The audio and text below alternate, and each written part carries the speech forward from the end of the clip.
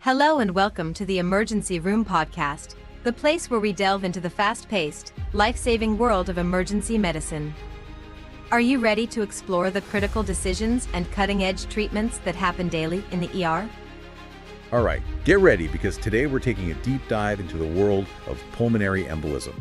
We've got a lot of interesting research to unpack, and I think even those familiar with the basics of PE will find today's deep dive fascinating. Definitely, and the stakes are really high with this one. Absolutely. We're going to be looking at just how prevalent PE is, exploring the anatomy involved, and really getting into what triggers this potentially life-threatening condition. I mean, did you know over a third of PE-related deaths are sudden? It's true. Yeah, it really highlights just how crucial it is to understand what we're dealing with. It does. So let's start with the fundamentals. What exactly is a pulmonary embolism, or PE for short? Basically, a PE is a blockage in one of the pulmonary arteries, the blood vessels that carry blood from the heart to the lungs, and that blockage is usually caused by a blood clot that's traveled from somewhere else in the body, most often the deep veins in the legs. So these clots, they form in the legs. But what makes them so dangerous when they reach the lungs? Well, you've got to think about the lungs' main job. They're there to oxygenate our blood. When a clot lodges in a pulmonary artery, it cuts off blood flow to a section of the lung. And that means less blood gets oxygenated, which can lead to a cascade of problems: shortness of breath, low blood oxygen levels, and in serious cases, heart failure, even death. It's like this domino effect with some really bad potential outcomes. Exactly. And what's even more concerning is that PE is way more common than many people think. It's actually the third most common cardiovascular disease, right behind heart attack and stroke. Wow, that's a pretty shocking statistic. I think most people would be surprised to hear that. So how many people are we talking about here? What's the typical incidence rate for PE? Well, for a long time, the estimated rate was around 117 cases for every 100,000 people each year, based on studies from the late 1990s. But the introduction of CTPA, or computed tomographic pulmonary angiography, has significantly changed how we diagnose PE. CTPA. For those who might not be familiar, can you explain what that is? Sure, CTPA is basically a specialized type of CT scan that gives doctors a super clear view of the pulmonary arteries. It can detect even tiny clots in the lungs. So it's a much more powerful tool for identifying these potentially dangerous clots. But has that actually led to more PE cases, or are we just better at finding them now? That's a great question, and it's likely a combination of both.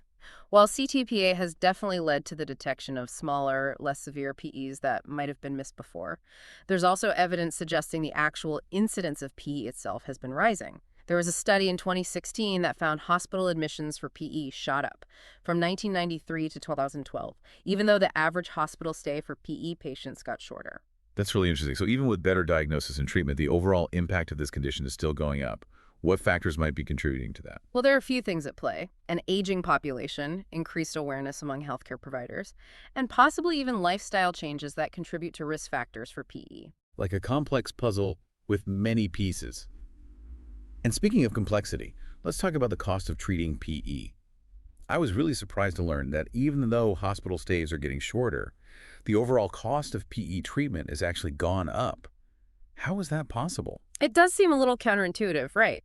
Well, a few things are driving that cost increase. First, CTPA itself is a pricier imaging technique compared to older methods. Second, as we mentioned, CTPA is now picking up those smaller, less severe PEs, which maybe wouldn't have required hospitalization in the past. And lastly, the newer anticoagulant medications.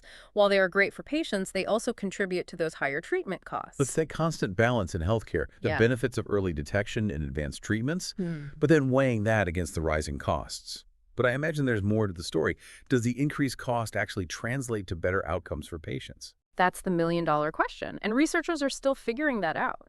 The shorter hospital stays and those new medications suggest there are some improvements in patient care, but how that affects long-term outcomes and the overall cost-effectiveness is still being debated.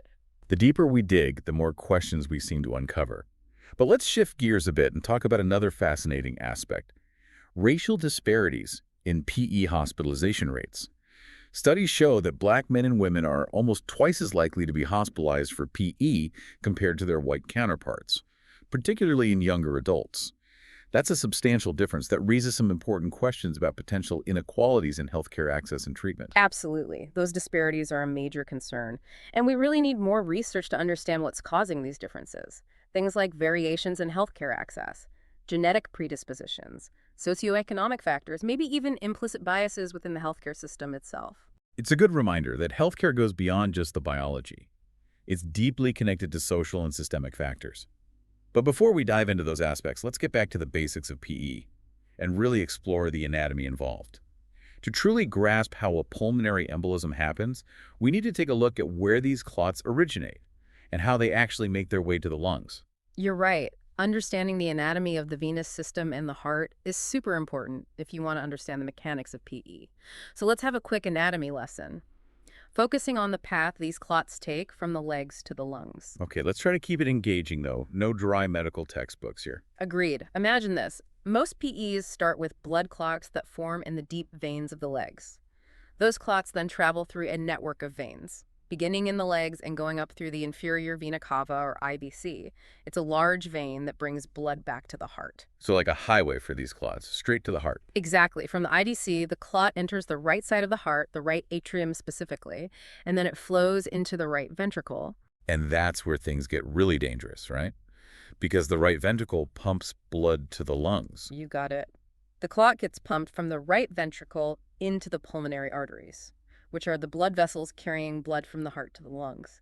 And if it's large enough, that clot can get stuck in one of those pulmonary arteries, blocking blood flow to a part of the lung.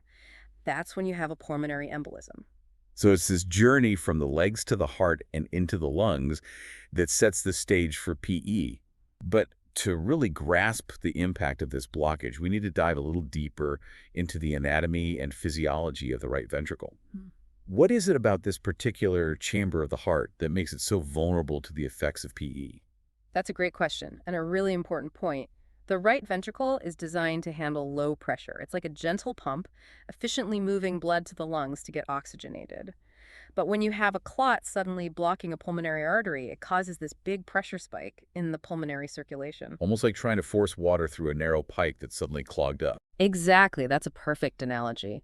And that sudden pressure surge puts a lot of strain on the right ventricle, like asking a marathon runner to sprint full speed without any warning. The right ventricle isn't built for that kind of intense work, so it can get overwhelmed and start to fail. So it's not just the blockage in the lungs, Yeah. but the impact on the heart, especially the right ventricle. That makes PE so dangerous. Absolutely. The right ventricle is key here. And how well it can handle that sudden pressure increase often determines how severe the PE will be. In some cases, the right ventricle can compensate for a while, but if that pressure stays high, it can lead to right ventricular strain and eventually right ventricular failure. Right ventricular failure. It means the right ventricle can no longer effectively pump blood to the lungs.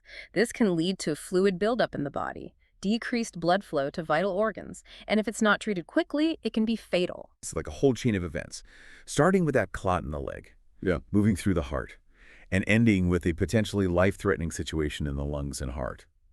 And we've really only scratched the surface of this complex condition. There's still so much more to explore. The specific causes of these clots, the diagnostic process, the treatment options available. We'll be diving into all of that and more in the second part of our deep dive into pulmonary embolism.